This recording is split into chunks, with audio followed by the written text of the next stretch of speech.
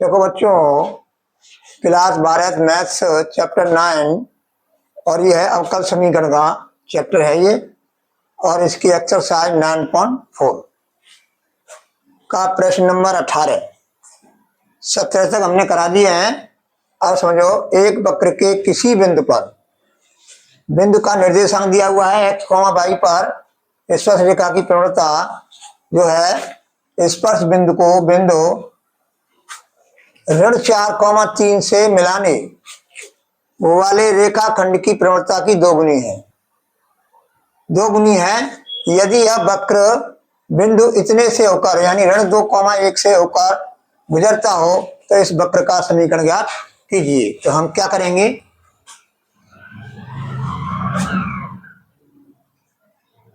बिंदु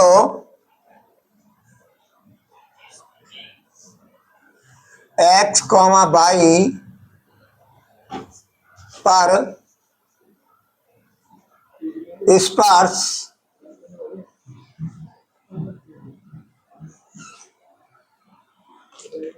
वक्र लिखना पड़ेगा। यह है तुम्हारा वक्र के किसी बिंदु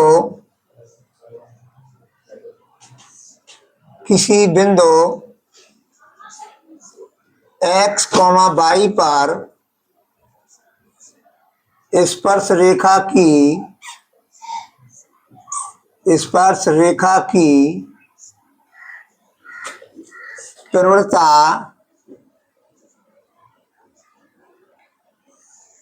बराबर dy/dx।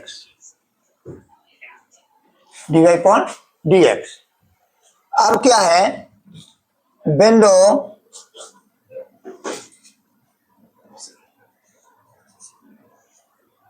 x, y, अब देखो बिंदु x, y तथा ऋण 4, ऋण 3 से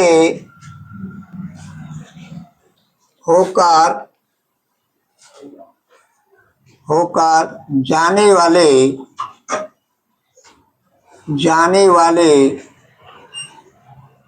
रेखाखंड की प्रवणता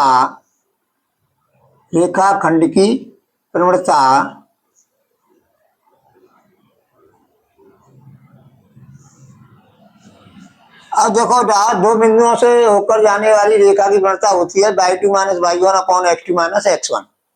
तो ये है तुम्हारा x1 मान लो, इसको y1 मान लो, और इसको x2 मान लो, और इसको y2 मान लो।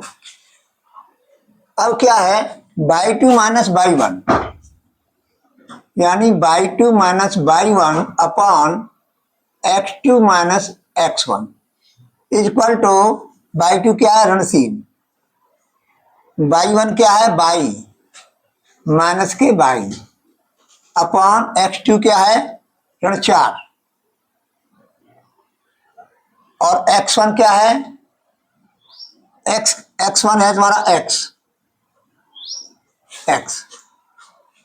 तो ये हो जाएगा तुम्हारा, माइनस इसमें से कॉमन ले लेंगे तो 3 + y अपॉन माइनस इसमें से कॉमन ले लेंगे 4 + x, माइनस से माइनस कट जाएगा बराबर 3 + y अपॉन 4 + x।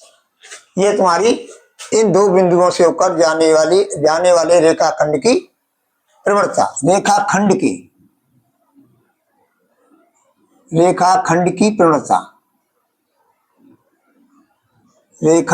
की प्रवणता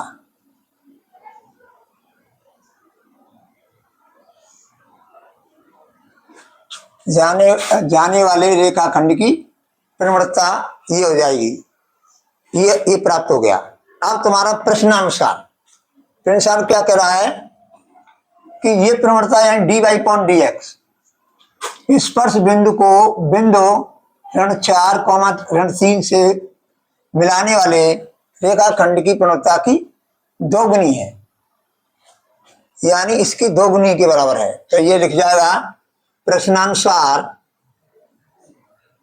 प्रश्नानुसार प्रश्नानुसार dy अपॉन dx बराबर 2 यानी दुगनी 3 plus y upon 4 plus x, ये प्रश्नानुसार है। ऊपर जो लिखा है प्रश्न में उसके अनुसार। अब जो सेपरेबल फॉर्म करेंगे हम इसकी, तो जो हो जाएगा 1 upon 3 plus y d y बराबर 2 इंटू 1 अपॉन 4 प्लस एक्स और ये dx, दोनों ओर का समाकलन करने पर दोनों ओर का समाकलन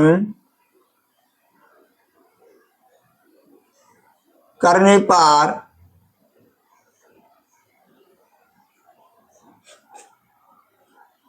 दोनों ओर का समाकलन करने पर integration 1 upon 3 plus y d y बराबर 2 इंटीग्रेशन 1 अपॉन 4 प्लस एक्स और ये dx।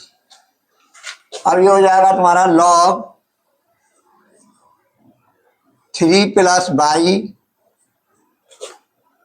बराबर 2 log 4 प्लस एक्स और प्लस सी मान लो या log सी मान लो, सी मान लो या log सी मान लो, तो सी मान लो। ये है तुम्हारा समीकरण नंबर 5। अब ये क्या है, व्यापक हल है। ये क्या है, व्यापक हल। अब विशिष्ट चर ज्ञात करना है हमको, तो हम क्या है, यहाँ पर लिखा है x बराबर, समीकरण फर्स्ट में x बराबर 2 तथा y बराबर 1 रखने पर, अब y बराबर 1 रख देंगे तो log 4 हो जाएगा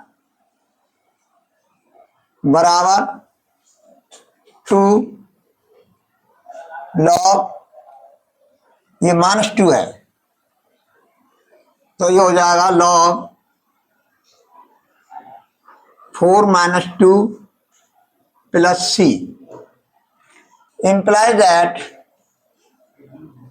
log 4 बराबर 2 log 2 प्लस c। और ध्यान दीजिए, implies that log 4 बराबर log 4 प्लस c, क्योंकि ये घात चढ़ जाएगी log के नियम से, तो प्रकार 2 हो जाएगी, log 4 हो जाएगा, इससे ये कैंसिल हो जाएगा, तो ये हो जाएगा c बराबर 0। अब समीकरण फर्स्ट में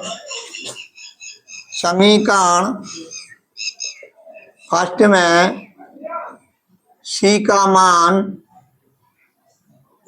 रखने पर, क्या प्राप्त होगा, log 3 प्लस वाई बराबर log, अब देखो ये घात चढ़ जाएगी, इस पर 2 है, ये घात चढ़ जाएगी, तो ये हो जाएगा 4 प्लस एक्स का होल स्क्वायर।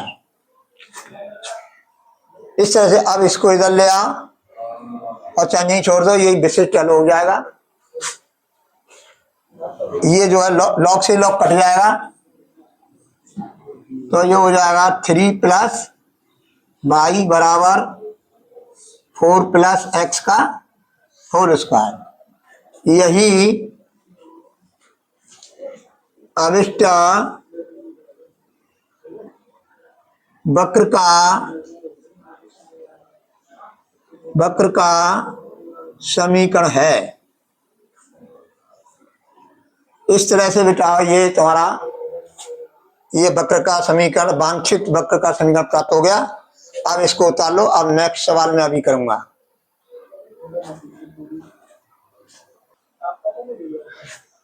देखो बच्चों, ये प्रश्न नंबर तुम्हारा 18 है। प्रश्न नंबर 18 है। प्रश्न नंबर 18 है।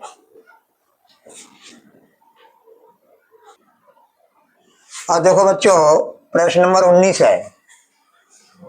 देखो प्रश्न नंबर 18 था, वो पहला जो है क्वेश्चन का था, इसलिए हमको ध्यान नहीं रहा, तो प्रश्न नंबर 18 लिखा था। अब मैंने ये सही कर दिया है, प्रश्न नंबर 19 है।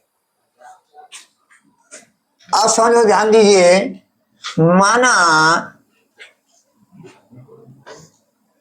किसी समय टी पर किसी समय टी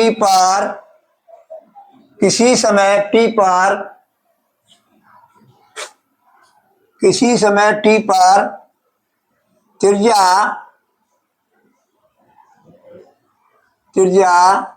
आर तथा आयतन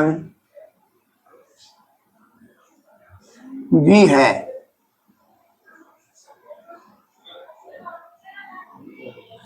अब प्रश्न के अनुसार देखो, एक गोलाकार गुब्बारे का आयतन जिसे हवा भरकर फुलाया जा रहा है, स्थिर गति से बदल रहा है। स्थिर गति में मान लेता हूं कि कांस्टेंट, स्थिर गति मतलब कांस्टेंट।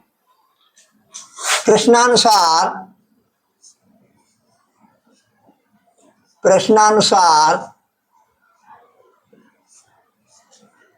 dv अपॉन dt बराबर k, जहां k क्या है? स्थिरांक।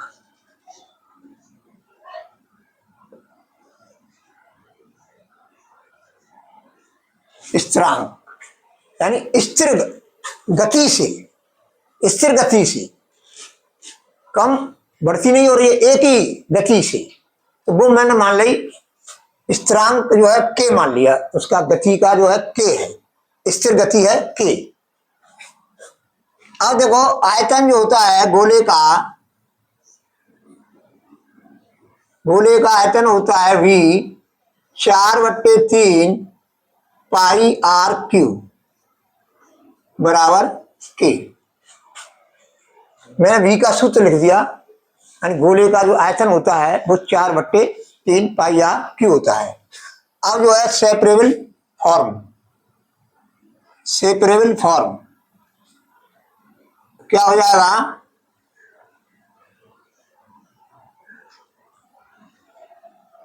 डी, अब देखो इसका जो हम निकालेंगे क्या? अवकलन टी के सापेक्ष हम क्या निकालेंगे? अवकलन निकालेंगे। तो ये हो जाएगा 4/3 pi into 3r² into dr/dt बराबर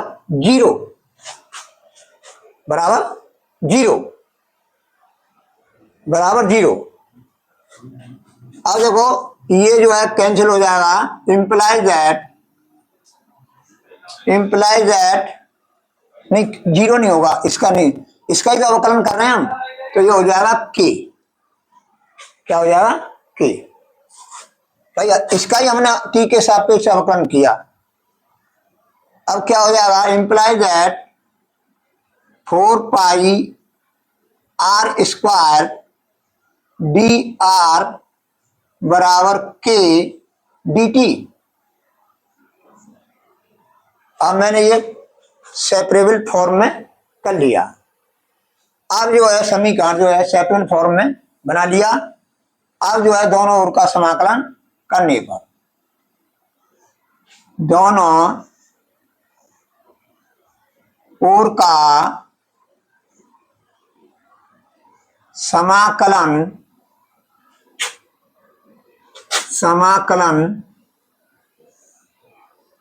करने पर दोनों ओर का समाकलन करने पर। तो ये हो जाएगा integration 4 pi r square d r बराबर k integration k d t implies that 4 pi r square integration r square d r बराबर k 1 into d integration 1 into d t. अब क्या करेंगे हम, अब इसका जो है समाकलन करेंगे हम आर के सापेक्ष आर स्क्वायर का। तो जो हो जाएगा 4 पाई ये है ही तुम्हारा आर क्यूब बटे 3 बराबर के टी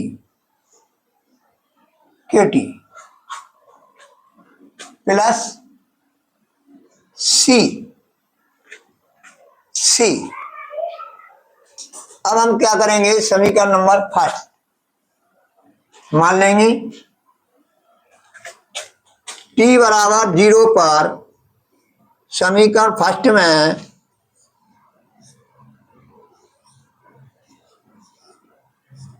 t बराबर 0 तथा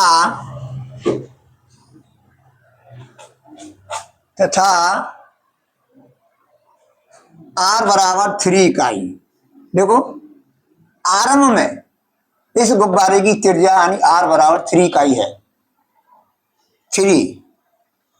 तो समीकरण फर्स्ट में t बराबर 0 था, r बराबर 3 रखने पर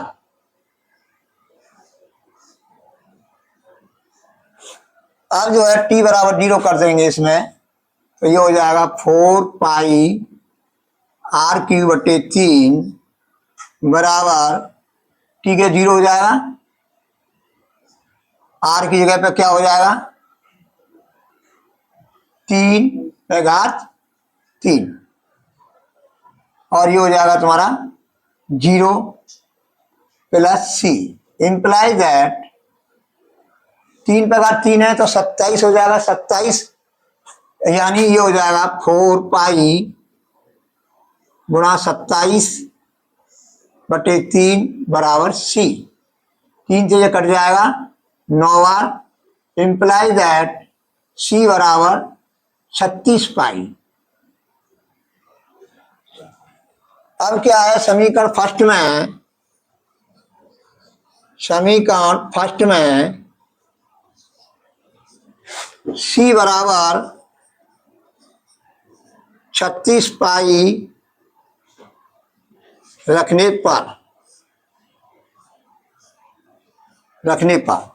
सी बराबर 36 पाई रखने पर हमको क्या प्राप्त होगा, 4 पाई आर क्यूब बटे 3 बराबर के टी प्लस 36 पाई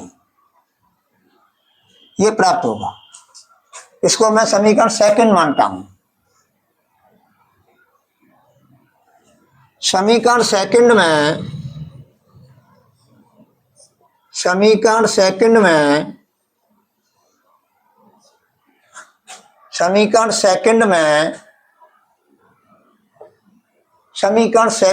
देखो ये समीकरण सेकंड में, और देखो यहां पर आ जाओ t बराबर 3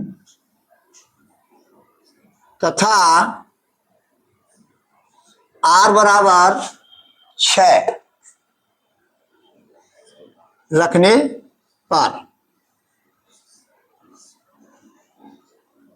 क्या प्राप्त होगा, 6 रखेंगे तो देखो यहाँ पर r की जगह 6 रखेंगे तो 4 पाई गुणा 6/3 हो जाएगा तो 216 हो जाएगा।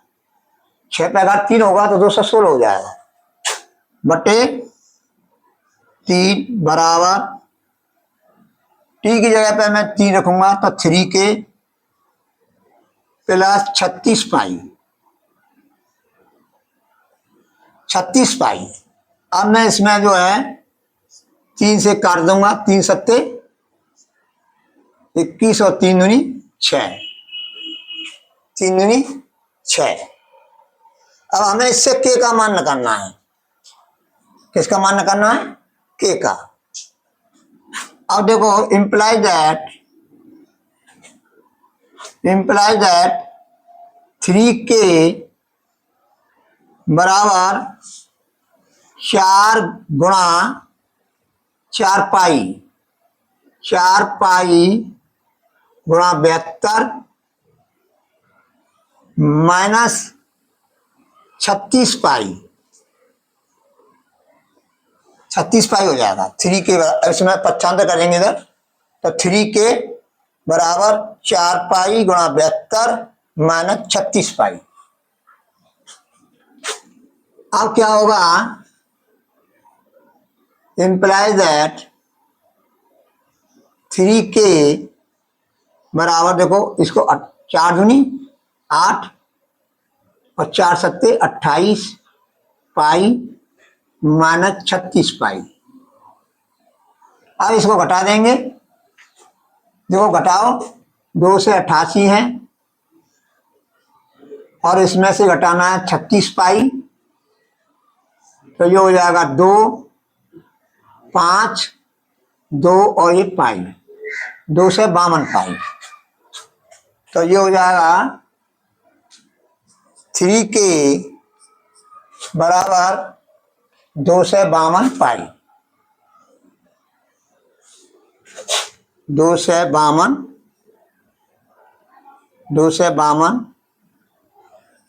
पाई। अब ये 3 से इम्प्लाई दैट के बराबर 2 से 52 पाई बटे 3, तो 3 अट्ठे 24 और 3 चौक 12। इम्प्लाई दैट के बराबर 84 पाई। अब के का मान समीकरण सेकंड में रख देंगे। समीकरण सेकंड में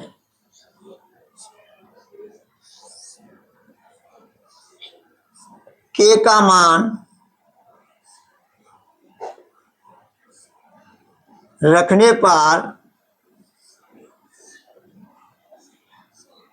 समीकरण सेकंड में, सेकंड ही है तुम्हारा, 4/3 पाई आर क्यू बराबर 84 पाई। क्या? 84 पाई, 84 पाई टी प्लस 36 पाई। अब मैंने के की जगह पे क्या लिख दिया? 84 पाई लिख दिया। अब 3 का इसमें गुणा कर दो, बराबर इम्प्लाई, देखो पाई से पाई कैंसिल हो गया, ये पाई सब कैंसिल हो गई दोनों तरफ से। अभी हो जाएगा 4/3 आर क्यू। अब इसमें से जो है 12 कॉमन ले लो, तो ये हो जाएगा 12 कॉमन ले लेंगे, तो 12 सत्ते 84, तो 7t प्लस 3 4 तिया 12 कट जाएंगे और इस 3 का इसमें गुणा हो जाएगा। इम्प्लाई दैट आर क्यू बराबर 9 70 प्लस 3 और 9 का इसमें गुणा कर दो, तो ये हो जाएगा आर क्यू बराबर 9 सत्ते 63 63t प्लस 27। अब हमें क्या निकालना है? टी सेकंड बाद उस गुब्बारे की त्रिज्या ज्ञात करनी है। ये त्रिज्या ज्ञात करनी है। इम्प्लाई दैट आर बराबर 63t प्लस 27 घात 1/3। ये तुम्हारा आंसर हो गया, आंसर हो गया ये। देखो बच्चों, ये मैंने जो है प्रश्न नंबर 19 तक करा दिया है। अब नेक्स्ट सवाल मैं कल करूंगा, नेक्स्ट सवाल कल करेंगे हम लोग।